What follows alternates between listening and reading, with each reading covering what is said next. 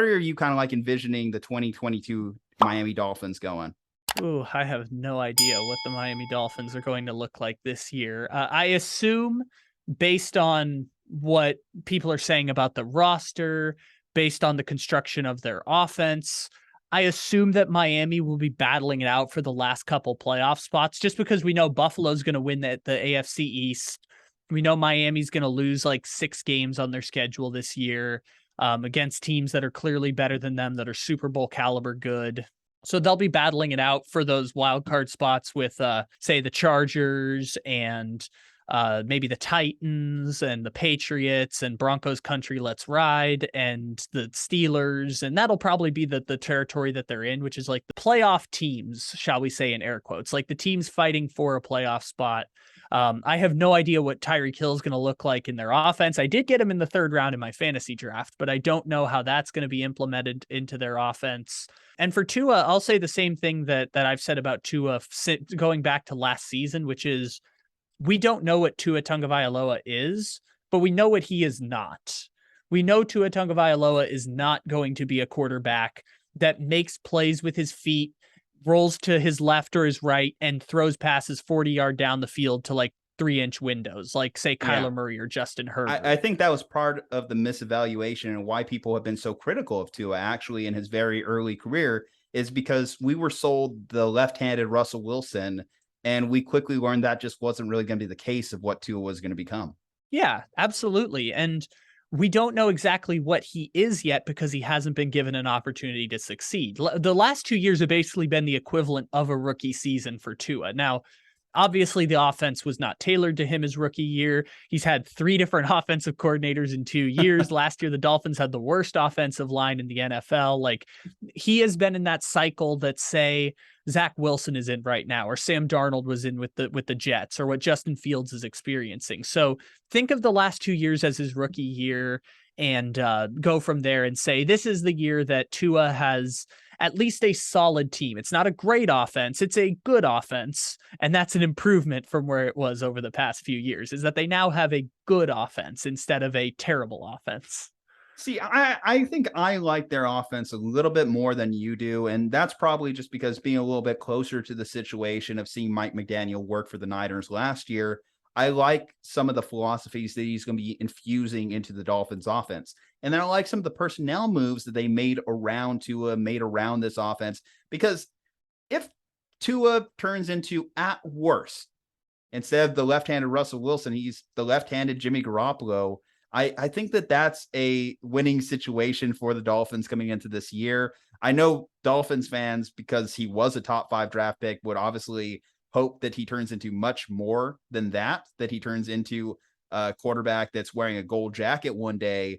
But through the first 2 seasons, we haven't seen him show that he's capable of that. So I think you should just change the expectations, just hoping that he can maybe be in the Hall of Very Good one day. If he turn out to be somewhat of a Matt Ryan or Philip Rivers type for his career, because that wouldn't be shameful in any ways. In fact, if you put the right team around him, maybe that's a team that could win a Super Bowl.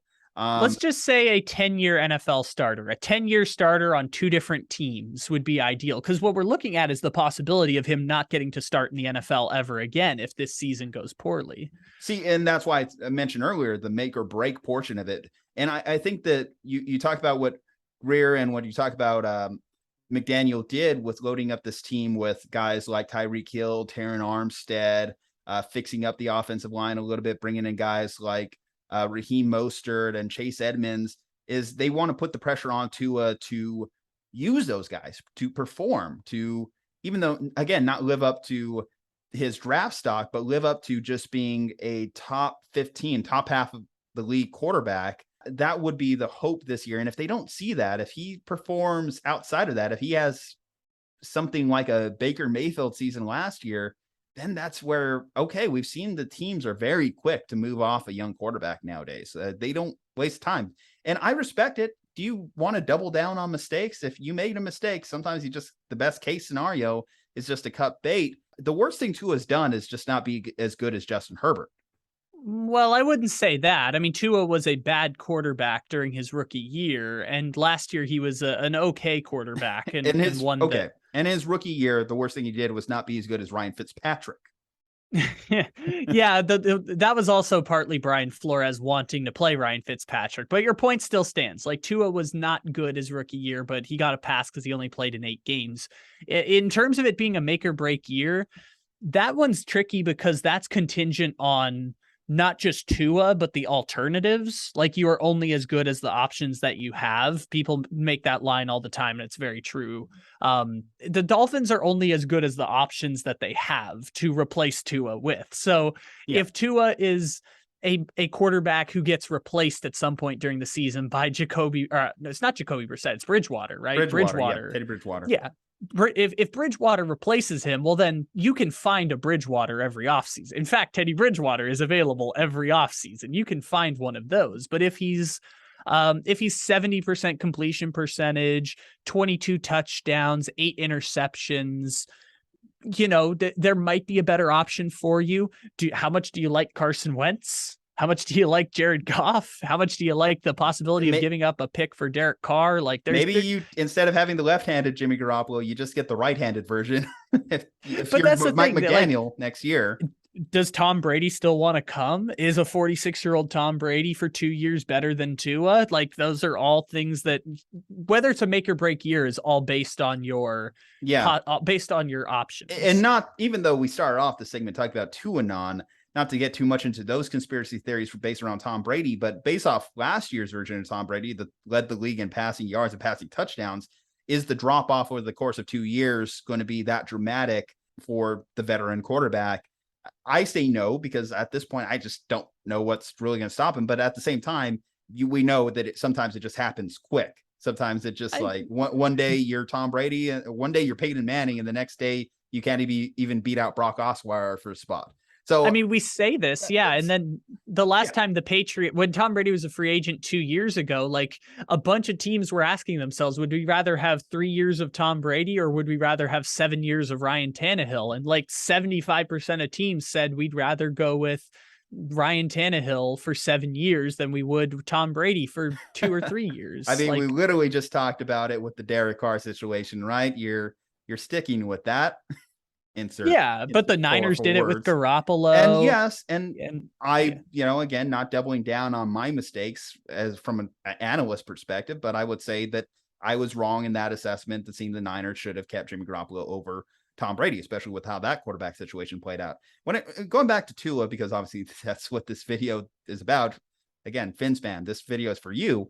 The expectations going into the year. So I think you go in this year, even with a first-year coach, 30 years for your starting quarterback, you go in with the expectation of trying to be a wild card team, because we know that the Bills are probably going to win this division, right?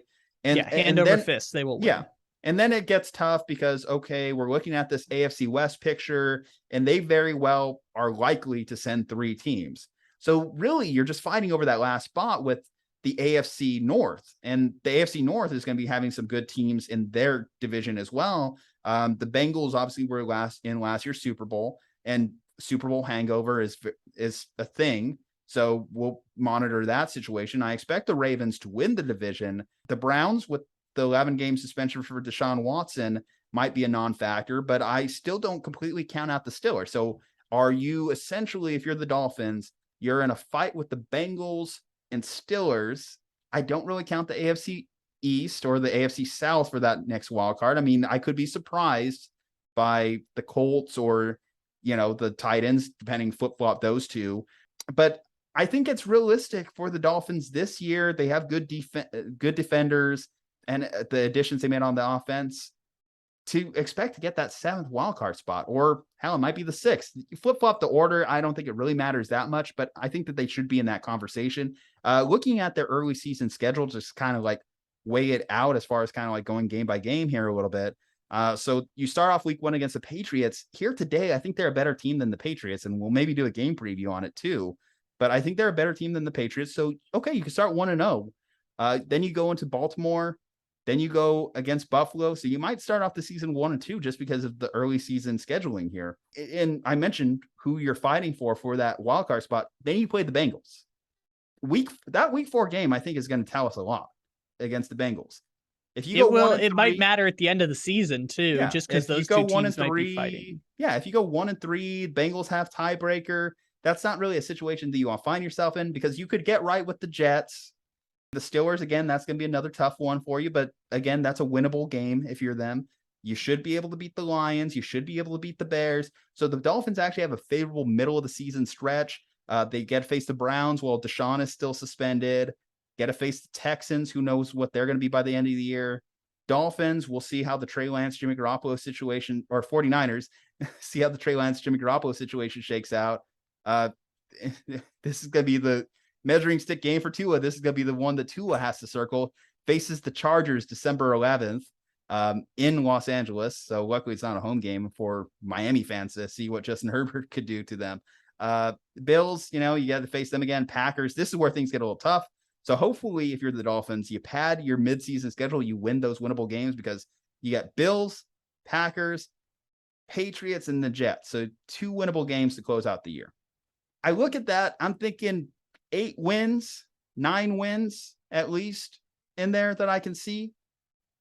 That's Might take about 10 where wins I to would get think. into the playoffs, though. There is one interesting point around this, and that is because there's so many teams in the middle of the AFC this year, someone's going to go 6-11 in the AFC. Now, it'll probably be because of injuries. If you were to bet a team that was going to go 6-11 between the Steelers, Patriots, Dolphins, and Bengals, if we're going based on history, which of those teams do you think is most likely to go 6-11? Just based on history of like which teams are usually hyped up that end up having something go catastrophically wrong. It's probably the Dolphins. Now, that's not to say the Dolphins will. They should be an 8-9 win team on paper, like you said, but someone's going to have to lose those games. It might be the Titans. Someone's going to have to lose 11 games there too. So there's always that possibility, but injuries permitting, the Dolphins will at least be in the thick of things. And you were talking about earlier, the teams they're competing with. You kind of like penciled in 3 teams from the AFC West. And I think if the Dolphins are to make the playoffs, they might have to boot one of those AFC West teams out of That'd the be the playoffs. ideal situation. But we look at the AFC West and we look at how talented each of those rosters are, particularly at the quarterback position, and it's hard to bet against it. I mean, there is a lot of things in the AFC West to kind of note with each team, right? So I think the Chiefs are the surest thing to me out of those 4 teams. The Broncos new coach, the Raiders new coach, the Chargers probably a bad head coach. That's not fair, but I understand your point. So okay, so if we're playing it more liberally for them, then you would say that, okay, best case scenario, only 2 teams out of the AFC West come. And that's a great situation if you're the Dolphins. That's the situation you want, that only 2 of those teams come out of the AFC West, because then that opens up 2 spots for you to slide into, as But opposed that to just also the dogfight assumes for the that one. that assumes that either the Ravens or Bengals won't make the playoffs, which is hard to assume. It's totally possible. It's just really hard for me to picture a scenario where the Dolphins and Raiders make the playoffs and the Bengals or the Ravens don't, which But is we know what difficult. NFL history is, right? There's always this one team, this one outlier team that happens to at least make it, if not do what the Bengals did and make a little bit of noise in the playoffs. Now, I'm not saying that that's the Dolphins, but I'm saying that they, at least to me, strike me as a playoff team this year. As I sit here today, as I break down that early season schedule, like I said, I think the week 4 game against the Bengals is the big one for them, because I expect you to lose the Dolphins. I expect you to lose the Ravens. If you surprise me, though, if you beat Baltimore, then I'm looking at you completely different. Then that really kind of like shifts my whole complexion about the Dolphins. So really, they should mark, obviously they can't lose that week 1 game, but really they should look at week 2 and say, okay, if we start 2-0 and then we go into Buffalo, then we're starting to feel ourselves a little bit. And Buffalo has to come to our house too. I mean, That would be fun. Yeah, the Buffalo has to go to Miami for that week 3 game. So if you want to get an early lead, if you want to build yourself some equity, win equity at the start of the year, the Dolphins have an opportunity to do it. They don't have games that I consider out of reach. And with their additions on offense, I think that they very much are a team to compete this year. But I do think it is a make or break. To go back to that point real quick, because I know we got to start wrapping up this video. I do think it is a make or break for Tua, and I do think that playoffs is the expectation. If they're a fringe playoff team, because they've been a fringe playoff team the last 2 years, I almost don't think that that's good enough. And I don't think that means that Tua is not going to be on the roster next year, but I think that it's very likely that he finds himself in a situation where he's competing for snaps against insert veteran quarterback or insert second round pick. Yeah, I think that would be not ideal for the Dolphins if Tua is competing with Bridgewater for snaps come next year. Yeah, And but not making it to the playoffs through 3 years is also not ideal for them either. well, so this is the interesting point about this, because one would argue the Dolphins have gone all in. Remember, the Dolphins got all of the Texans draft picks for 3 years when they did the Tunsil trade, and they Got the tanked. Niners picks too. So Yeah. here's the thing though, the Dolphins could pivot quick too, because they do at least have one more of the Niners draft picks next year to where they could potentially flip their own pick. And yeah, move up. no, their pick's gone. Tampering charges. Their first rounder is gone this year. Oh shit, I forgot about that. Thank you, Yeah, Stephen no, so Ross.